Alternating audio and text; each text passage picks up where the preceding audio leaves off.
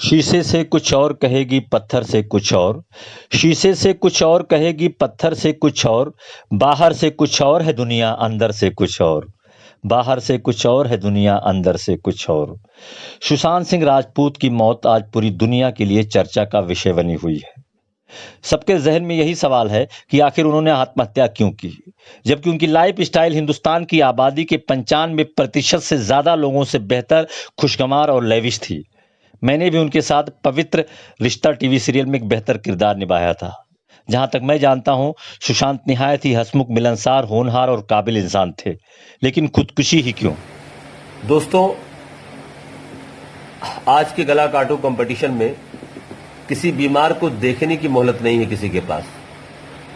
इतने मसरूफ है लोग कि लोग फेसबुक, व्हाट्सएप से हालचाल ले लेंगे, लेकिन अयादत करने नहीं जाते, देखने नहीं जाते हैं। उसके शोहरत के दौर के साथी जो होते हैं वही नहीं जाते हैं। ऐसे में बेचारा वो हताश हो जाता है, डिप्रेशन में आ जाता है, जहर खा लेता है, मर जाता है। क्या करेंगे? इसी के ऊपर नज्म है दोस्तों कि जीते जी कोई अच्छा नहीं बोलता, मरने के बाद हर कोई बोलता बड़ा अच्छा आदमी था, बड़ा अच्छा आदमी। मतलब अच्छा आदमी बनने के लिए मरना पड़ता है।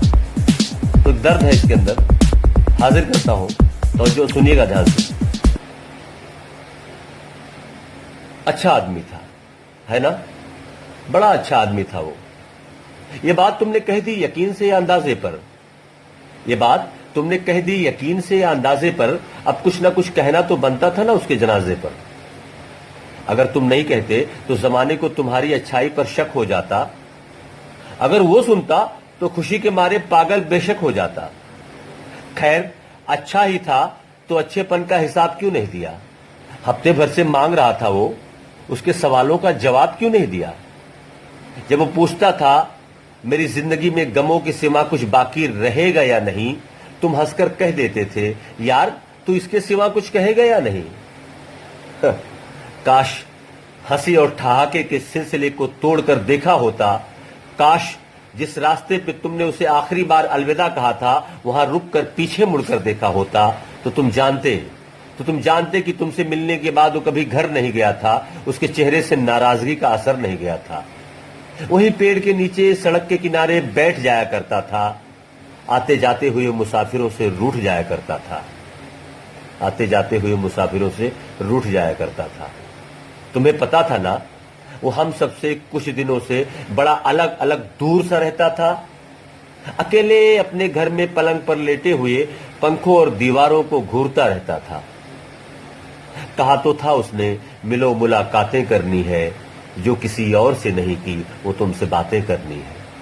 और तुम जिंदगी कैसी जीनी चाहिए ऐसी फर्जी बातें भेजकर, दो चार चुटकुलों के साथ हंसी वाला इमोजी भेजकर तुम्हें लगता था वो बहल जाएगा। बहला नहीं तो क्या हुआ, अच्छा आदमी है, संभल जाएगा। वो संभला पर खुद को समझा ना सका। तुम्हारी बनावटी बातों में अपने आप को उलझा ना सका। हाँ, तुम्हारी बातों को पढ़कर वो सोचता था एक मेरे पास ही जीने की हसरत क्यों नहीं है? इस जिंदगी में मेरे सिवा किसी को मेरी जरूरत क्यों नहीं है? जरूरत है। काश उसे एहसास दिला दिया होता। काश उसे गले लगाकर पास बिठा लिया होता। काश तुम ये जानते हो जानबूझकर बिना कुछ खाए बेहोश कैसे हो जाता था। काश ये समझते कि वो बोलते बोलते खामोश कैसे हो जाता था। काश कभी उसके लिए उसे लड़ लिया होता। उसके घर की दीवारों से ज्यादा उसकी उस डायरी को पढ़ लिया होता तो तुम जानते कि उसकी आंखों में कोई सपना नहीं था। उसके बहुत सारे लोग थे पर कोई अपना नहीं था। काश हम में से कोई तो वक्त पर उसके घर पर पहुंचा होता तो उस दवाई की शीशी को खोलने से पहले उसने कुछ तो सोचा होता।